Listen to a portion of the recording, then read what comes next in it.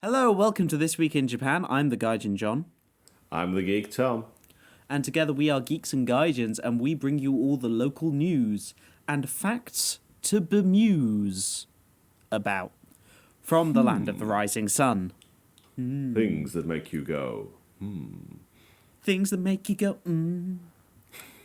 And Thomas, some things to make you go, this week are Shiba's shoplifting for hire, shrimp, cool Japan in all caps, and cosplay. Sean Connery, rest in peace. Fantastic. You'll love to see it. It's beautiful. It's almost as if I prepared it. But first, to get us into a good mood before we bring all of that down, because the world, it's Cute Corner. Da, da, da, da, da, da. Yeah. This one is a dog named after a food, which is dangerous, but... My favourite kind of dogs. Well, this is Onigiri, the Shiba Inu, who is amazing. I'm already in love with this dog. I don't know anything about it other than it's a Shiba named after food, but I already love it. I would die for this dog. Now, if you don't know what a Shiba looks like, they just look happy all the time. They are the Doge meme, if you are familiar with Doge memes. Yes, I was also on the internet in 2008, John. Hey, as my students keep on trying to remind me, I am old. Mm-hmm. But this particular dog, who is also known by the nickname Oni, so they don't say Onigiri all the time, they just say Oni. And too many syllables. Yeah, exactly.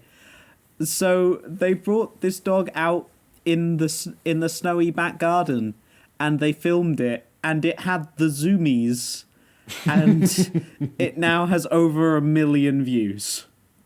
Well, obviously, it's a dog having fun. Why wouldn't everyone want to watch this? Yeah, mostly it's how the translation of the Japanese is. If you auto-translate it...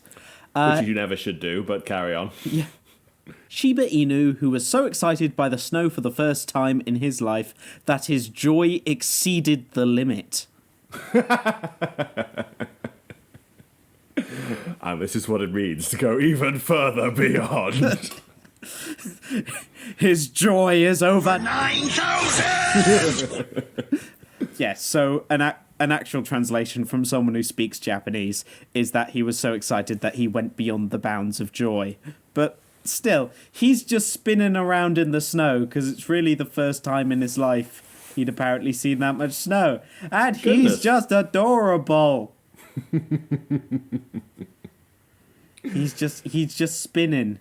He's just, Fantastic. He's such a beautiful boy. How has the weather been up there recently? Over here in England, we've had our 1 week of snow, and it's just ending now. Are you still stuck indoors? No, we got quite a bit of rain where I live, so most of the snow's gone away. I doubt it will come back, but I don't want to jinx it. So, yeah. But if you do want to find Onigiri-kun for yourself, which is what his Twitter is named... oh god, why does Japanese Twitter do this? His @ is just ridiculous. So search Shiba Inu Onigiri-kun or @5me7pwbmmjdnoy0. I think that's my PIN number. If you enter that into Steam, you get Shiba Inu Simulator. He also has a YouTube channel, which is also called, Onigiri-kun. Obviously. Gotta keep the branding consistent, John. We know this. It's just videos of a cute dog. I don't know how you can not like this. I love Shiba Inus. Dogs in Japan, you mostly just have Shiba Inus and maybe some bigger Akitas. You don't really have, much variety of dogs. Akitas just look like bigger Shiba Inus, to be honest. You see, some Labradors, and I think I've seen, the same Dalmatian twice around the city. But that's about it. There's not really, a large, variety of dogs here. You get one. but Japanese pet shops are an entire other situation. Japanese pet shops are not fun, and they're kind of weird for a Westerner to go to. Because they're just like, ugh. Ignore this, there's still Cute Corner. Go watch Onigiri-kun. I'm sure that dog is very happy most of the time, and not just when it's snowing. I'm sure they're doing fine. But he looks like it. His joy exceeded the limit. His Twitter bio says, I'm 1.5 years old, innocent, naughty destruction king. I feel like there's some contradictions in that title, but I'm not going to question it. I'm sure he's a very good boy. I feel like that's his boss subtitle. Onigiri-kun, innocent, naughty destruction king. Oh, yeah, that's a Dark Souls boss. Speaking of the darkness inside Japan, it's time for Crime Corner. Crime. Here's the bit to remind you that the land of the rising sun is as dumb and weird as everywhere else. Don't worry, it's only the stupid crimes. We don't get into the real stuff. No, because that's depressing as all hell. This is more depressing in its utter monotony. Because it's time for the crime of the century. Because, Thomas, a Japanese government worker has been arrested for filling self-serve regular coffee cup with large latte.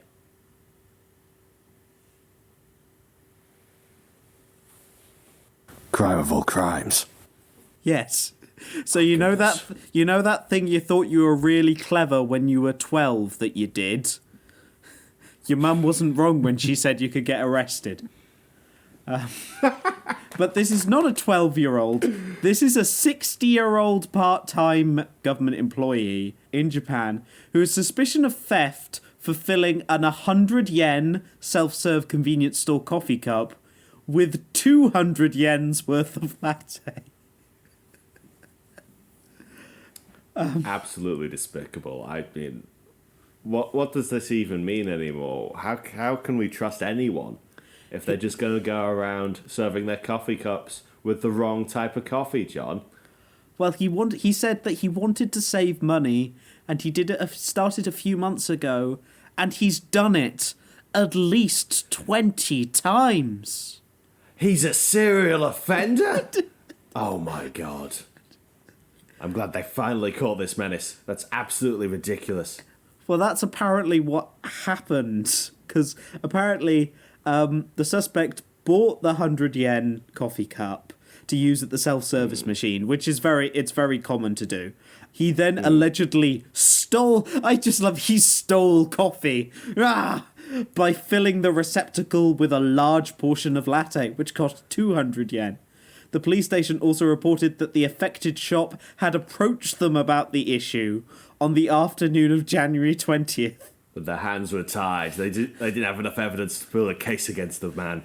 Let this poor man on the inside. They literally had a police officer staking out the convenience store. Were there no, cameras or anything? I don't know. Well, no, but it's a coffee shop. For this one, it's just a normal convenience store. And the officer witnessed the man filling a standard coffee cup to the brim with a large portion of latte, not any other size, which is meant for a different, bigger receptacle, and then he left the store. This guy actually might get fired because the head of the city government's HR department said it's deeply regrettable that this kind of incident has taken place. Once we have confirmed the facts in detail, we will resolve the issue fairly. Okay, so essentially over about a couple of months, he stole, if you want to use that context, he stole maybe $20 worth of coffee. If that. Which is not, it's $20 worth of coffee, him paying it. It probably cost the store about 20 pence. So... Yeah, this is the kind of thing that I'm sure the people on the tills notice and like, oh God, he's doing it again. I better go stop him. This feels like it's also part of the Japanese thing of, we won't confront someone and talk about this. They obviously knew they went to the police. Yeah, they obviously knew this was the guy. They said, do you want to go talk to him? No, do you? What about you? Send the new guy. No, I know what we'll do. We'll call the police. Dave, that was a joke.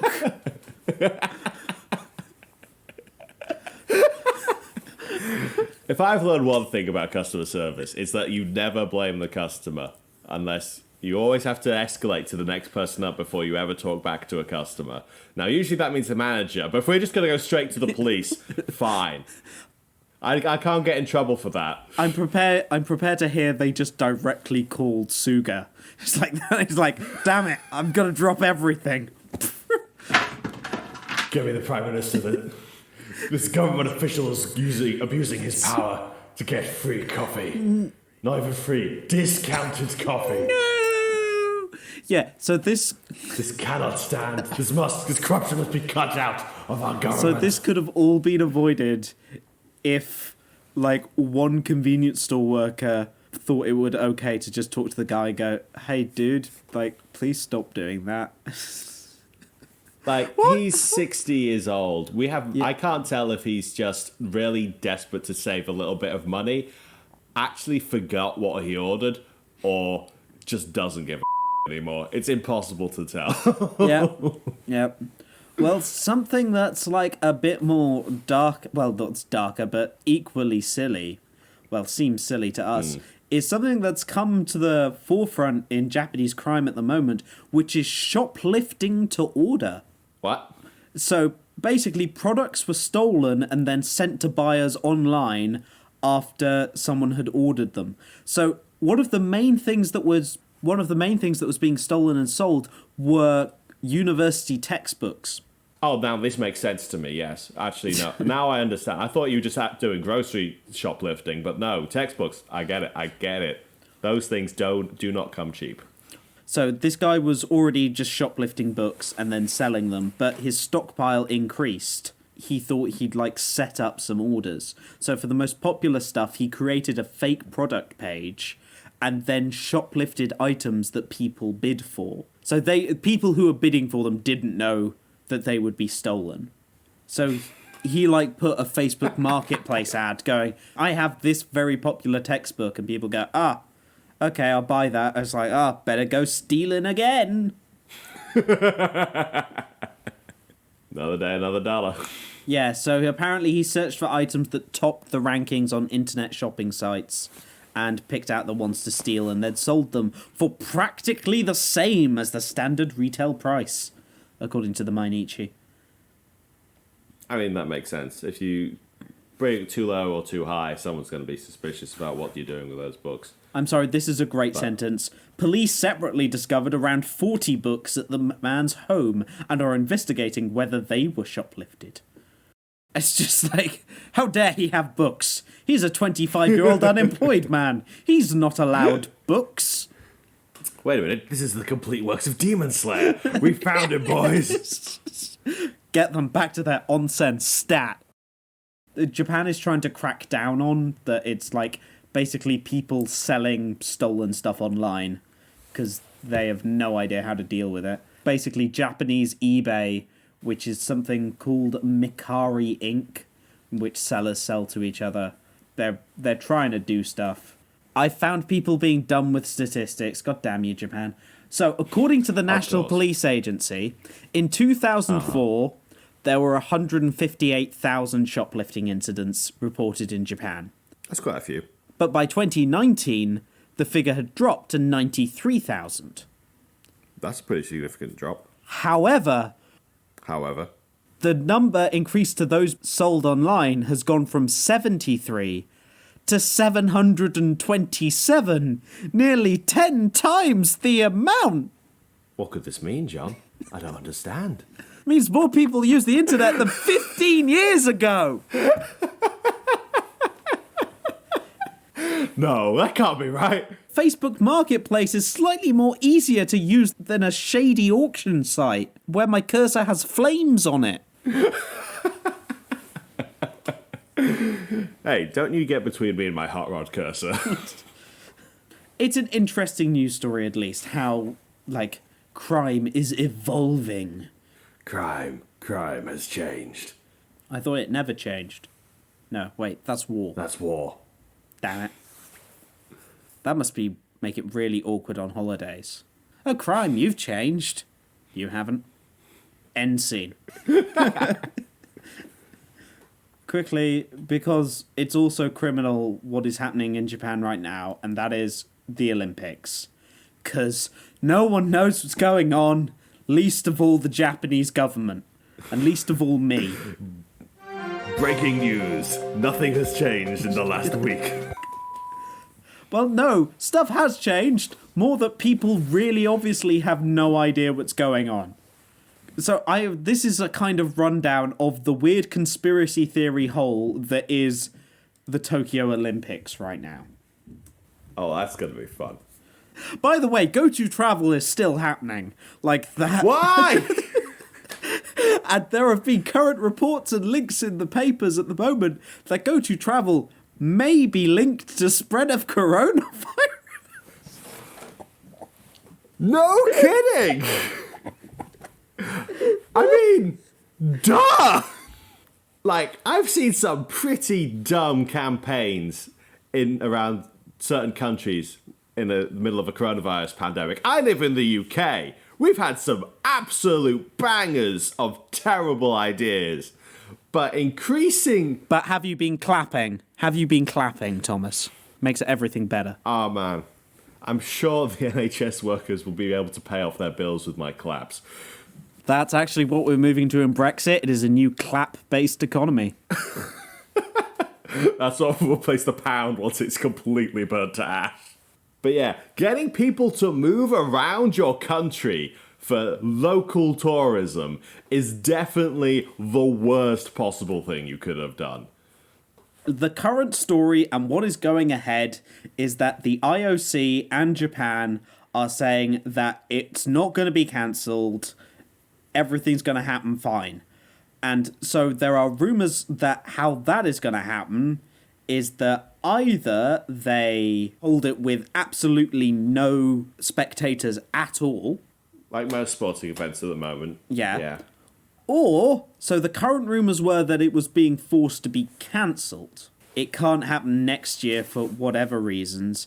So there were then rumours that the government were planning to try and hold it in 2032. Because... Wow. Well, that's because that's the next time there is a free slot.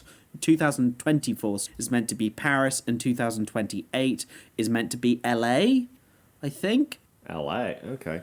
So would they have to, like, bid for it again, or would they just be given the slot? These were all rumours. Whereas the leader of the opposition in the Japanese parliament, he called for it to be cancelled. He called for just the Olympics to be cancelled and go, let's pay attention to, like, stuff that isn't, like, dying right now. There are more important things in Japan to worry about than the Olympics. Just ripping that Band-Aid off now is definitely a good idea for them.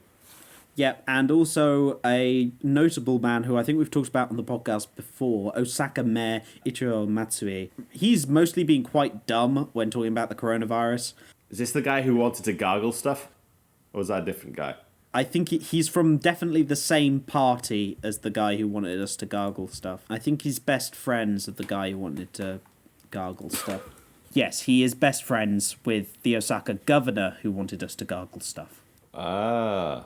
So yeah, so the mayor of Osaka said, basically, we're not going to be able to finish vaccinations by the summer, and that basically we should move it back so Japan holds it in 2024. Everyone slightly nodded and went, that sounds sensible. And therefore, that's not what's happening. I don't know how France would feel about that if they're already building stuff to have their own Olympics. I mean, that's probably... Are they still going ahead with construction? I have no idea. Yeah, that's also the thing that I assume people are assuming, that probably this might slow down other countries preparing for the Olympics. Which is not a small endeavour that you can just slow down. I mean, that if it's Paris and LA, did we say? Those are going to have really shut down over the last year. And that's probably put them way behind schedule as is. So no, there's speculation on top of speculation of what is going to happen. So one of the big notes is basically going to be, as I said last week, March 25th, when the torch relay is set to start. Again. But apparently there is no plan B, says a member of the IOC. Which seems dumb. There should definitely be a plan B. Like, I'm not asking you to prepare, like, to start doing Plan B. Just start writing a Plan B. Like, maybe have one. Like, considering that happened during the Rugby World Cup in Japan, there was like a massive tornado, a typhoon, wasn't it? Typhoon, yeah. That was a pretty significant natural disaster that disrupted that place. Imagine if the same thing were to happen again during the Olympics. You'd want some sort of plan in place for if that happens.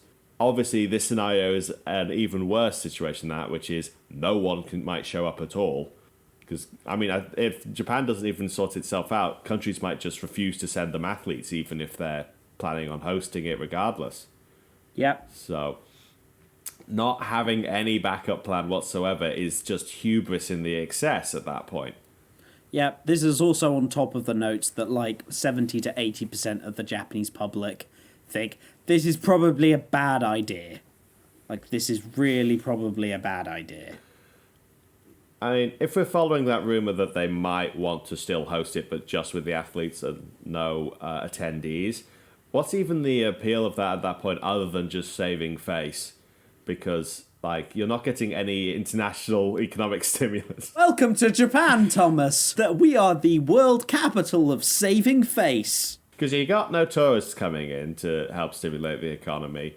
You've got hardly any cultural exchange because, let's face it, fewer people are going to be tuning in anyway to a half-baked Olympics at all, and no one's going to want to see a Japan where everyone's hiding away because of coronavirus still. You've got a few athletes showing up and then leaving almost immediately. Okay, now I'm depressed. Now it's time to talk about food. Woo! It's snack quarter, finally. Yeah, so that's just weird. But in terms of even weirder, we have this week's snack break, which I'm going to send Thomas a picture, because you can find my pictures for snack breaks on Instagram, the Gaijin John. And this week, I have set up both the snack and then put next to it the key components of that snack, which I had in the fridge. Goodness, there really is something you made earlier.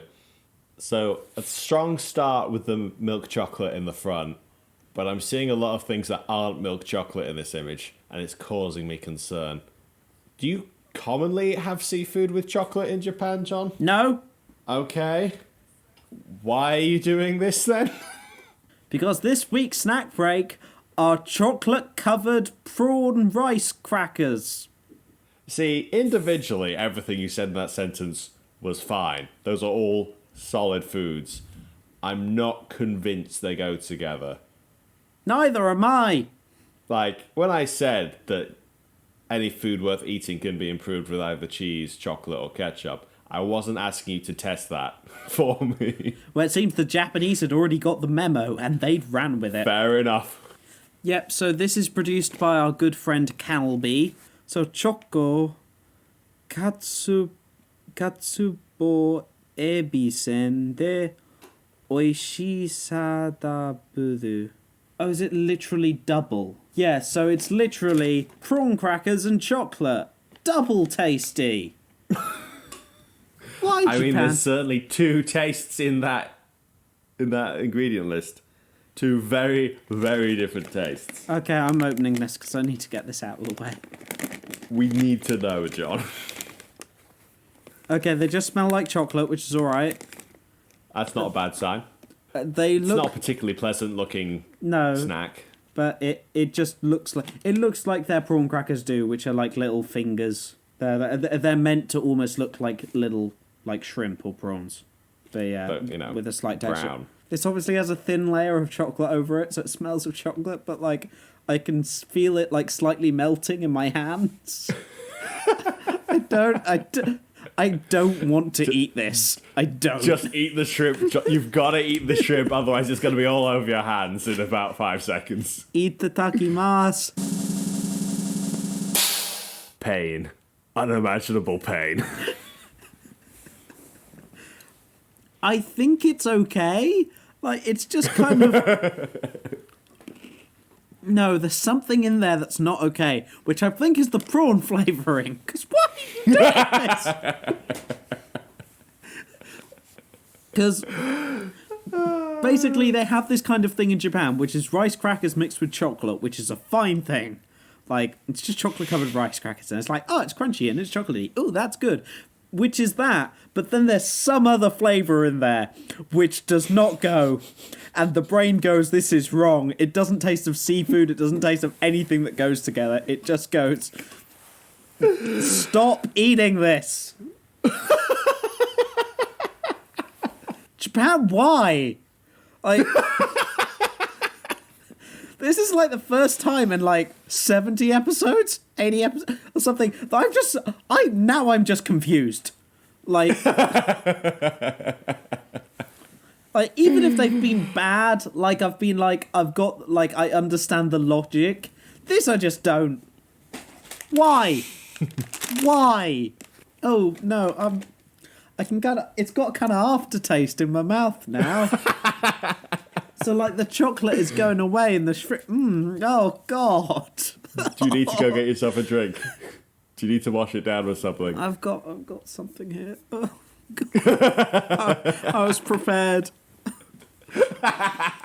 Oh. The thing is, I'm kind of curious, because I want to know what just the shrimp cracker... Because I think I've eaten the shrimp crackers before, and they're fine if they don't have a lot of flavour in them. It just tastes vaguely shrimpy.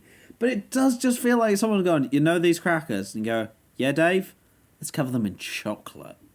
Just like, it. There was a horrible mistake at the factory, and now all our shrimp crackers are covered in chocolate, but we have to sell something. And apparently it's double tasty.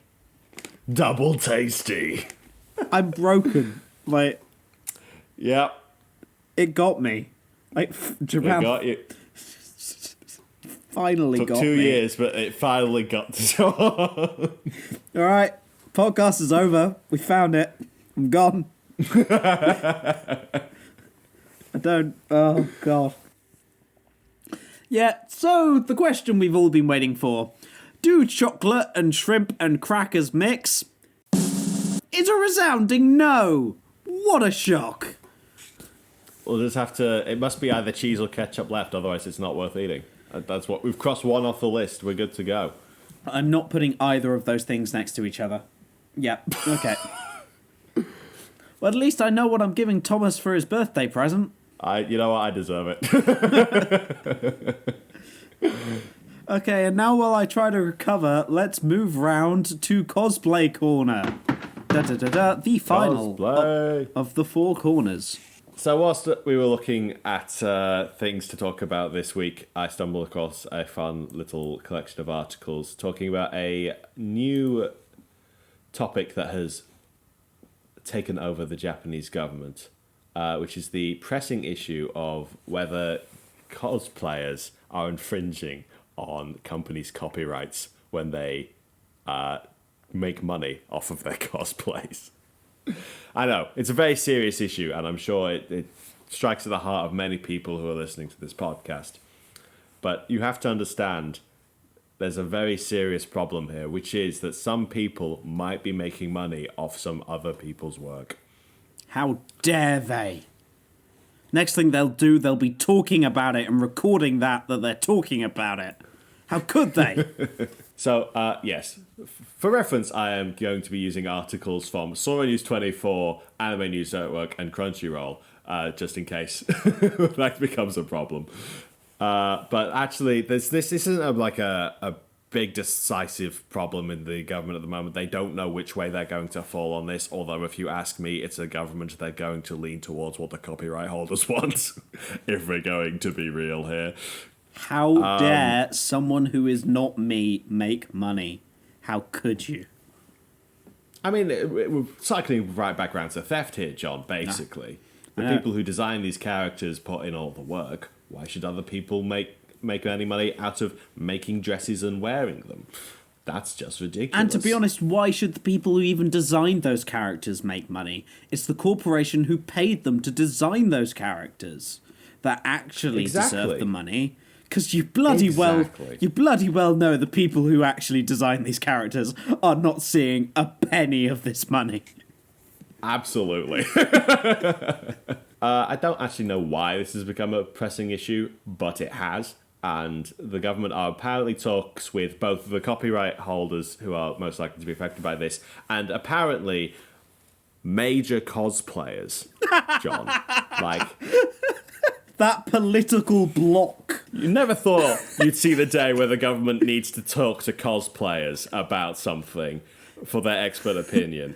But to be fair, this is some of their livelihoods, or just, their hobby. So, I mean, there's no one better to talk to about this. At least they're being heard on the matter. And Mr. Biden has arrived here today to talk to Neko Girl 27 to see her opinion on the national debt. The major cosplayer that they seem to be talking about, who is like the head of these talks from the cosplayer side, is a cosplayer who goes by the name of Eniko. Yes, John? The cosplay queen, if you will. Indeed, the very head of the cosplay party, as we all know, which will soon become the actual first party of Japan's government in about 5 years. I'm sorry, I'm just getting like Kill la Kill vibes, where like, I am the president of the Cosplay Society. It just pulls out like a second level, like, fighting outfit, and then Suga's there with like his, but no, I have my outfit. See, the reason that Suga's losing popularity is that his clothes cover too much of his skin, and that limits the amount of power he can exert. He needs more life fibers. Anyway, Eniko is a very, very popular cosplayer who makes a fairly large amount of money off her cosplaying. It's somewhere in the realms of, I think at one point she said she makes about 1 million yen a month through her cosplay. So that's a lot of money. Obviously, people want to have a look at exactly how that's being made. People can regularly make this amount of money off cosplay. Do they have the right to do so if it's not necessarily their intellectual property? I will point out that not a lot of that is actually off, like her being paid by companies to cosplay their people or for doing interviews or being commercials and stuff. Apparently, she claims 80% of her income comes from self-produced merchandise. This is so like selling stuff at Comiket is like her big thing, where she makes a lot of her money. To put this stuff in perspective, one day at Comiket, she said that in 2018 she said she earned 10 million yen, which is about $92,000. And that is a lot of money for one day, but that's probably the most she's made all year. That's like probably like the big income for her. And again, this is one person. Most people who cosplay do not make anywhere near this amount of money. Most people are doing it for a hobby. There's probably only a small handful of like true professionals who can make a career out of it. And if we're being honest, the lifespan of a cosplayer is probably not that much longer than an idol. Especially if you require like peak popularity. So she's been doing this for several years. Like she's been around for quite some time. Basically been doing stuff since about 2008, and that was when she was 14. Yep. But she has a fairly big presence, and her exact role in this whole discussion is actually as an appointment to the Cool Japan board, or whatever the heck it's called. Yep, Cool Japan. Cool Japan board, which is an initiative the government of Japan has put in place it's basically a way for the government to help stimulate the cool aspects of Japanese culture that they're looking to export to other countries to try and, increase Japan's national interest. Apparently, after looking at her earnings, she announced on Twitter that in 2020 she had made over 50 million yen. That's almost $500,000. It's a lot of money. And yeah. So, but this is the top earning. Most cosplayers will earn about enough money off their cosplay to like cover the cost of the cosplay itself, if that. Yeah. Like, it's not particularly lucrative. You'll have a few superstars, and then most people are just hobbyists. But yes, Cool Japan. Why is Japan so cool? Well, I mean, I'm sure anyone who listens to this podcast has at least a passing familiarity with quite a lot of Japan's major cultural exports, that being things like anime, video games, manga, also things like fashion, food, robots. Never heard of any of this stuff. Nothing like that. Bonsai plants, anything that you think is culturally Japanese is probably something that the Japanese government wants you to think more about, so that Japanese culture is just more prevalent in international society. Just not comfort women. That is not cool, Japan. That isn't listed in the Wikipedia article, I'll be honest with you, although I haven't read it all the way through. It might be at the bottom of the criticism section. I have to double check for you, John. Oh, yeah, dear. Unit 731 is not in cool Japan. For those who are into... I'm sure the Japanese government have never heard of it, John. I'm sure they have no idea what you're talking about. Yep. For those who really like nightmares, Unit 731 was a part of the Japanese army in World War II that developed biochemical weapons and tested them on human beings. Chinese people, mostly. Yeah. Anyway, should we get back to the matter of hand, John? Cool Japan, cosplayers, money. Cool Japan! Japan's so cool! So yeah, the whole point of the Cool Japan initiative is to promote the media sphere in Japan, sort of get the economy stimulated in that capacity, and then spreading that into other countries and helping Japan become part of the international community, and eventually becoming a Japan that helps the world. What's the exact quote? A country that provides creative solutions to the world's challenges. Now, if you're a regular listener of this podcast, ladies and gentlemen, and others, you'll probably know that Japan loves to offer creative solutions to problems. Do any of them work? That's not important. The fact is they are very creative. But Thomas, have you tried thinking inside the box? Inside the box, John. Yes, because everyone wants to think outside the box, but Japan... Everyone does that. Yeah, Japan has really focused and developed its thinking of inside the box. Inside the box is warm. It's safe. Inside the box there is no corona. No, there is nothing in here.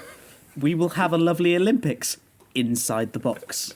It will be fine. Please self-isolate inside the box. Like the box. I'm sure people who are already fans of Japanese culture are really excited to hear the Japanese government is interested in spending money on making anime and video games and other parts of Japanese culture more popular. A quick scan of the criticism section will admittedly say that's not really how it's working out. Yes, John? Oh, sorry. I was about to say, huge shock. Japanese government is interested in spending money on a thing that makes it money. Well, I mean, the Japanese government has set aside a massive budget for this, but apparently they don't really know what to do with it. I was also just about to say we are from the UK. Even our government doesn't know. It's like, this thing is making us money. Let's tank it. Let's run it into the ground. Because now they're British fish, Thomas. Sorry. The fish are British. I mean, from what I'm seeing, we are happy to give away large sums of money to companies to help solve our problems. Whether they actually solve the problems is a secondary issue. So we know what, it's basically the same thing as what they're doing in Japan, really. But the fish are British! But the fish are British. Not the people, just the fish. If you see a person in the British Channel, you have to shoot the boat. If you see a fish, you have to catch it straight away before the French get it. That's just how it works. You're right there, John. Are you still suffering from the shrimp? Is that why you're reeling in pain right now? Just general dread. Just being British. Yeah, so what helped me with funny, stupid Japanese incompetence? Well, apparently, it's basically just... They have a lot of money, but they keep shoveling it into things that don't actually plan out because they have absolutely no idea how to make this plan work. It's literally a bunch of old men going, okay, we need to be cool in order to help stimulate the economy. How do we be cool? And then having no idea how to do that. Surprising no one. To be a fly on the wall in these meetings. Could you imagine Suga trying to like relate to the popular anime at the moment. Do you think he's a big fan of Jujutsu Kaisen? Well, Abe dressed up as Mario at the Olympics after apparently Mario's cool, I think. That's only 30 years out of date. But yeah, apparently took him a huge amount of convincing to even, like, put on a Mario hat. Yeah, I have just imagined him going, you know what? I hearing Kimetsu no Yaiba is big. I hear it's huge. Get me Tanjiro in here now. Bring me the Tanjiro boy. So he's a fictional character who even in universe... Bring me the Tanjiro boy! Even in universe, he probably died, like, several tens of years ago. Bring me the boy! The boy! He has all the money that the movie made, right? Yep, don't know how to spend the money. Other countries are doing the job better. So everyone's saying they're falling behind countries like South Korea and China in this capacity. And obviously, as with all projects of this type, there have been a bunch of accusations of sexual harassment, as you might imagine. So, you know what? We'll summarize it as this. In 2018, Japan Today reported too soon to consider it grossly incompetent or corrupt, but it's at least underperforming for now.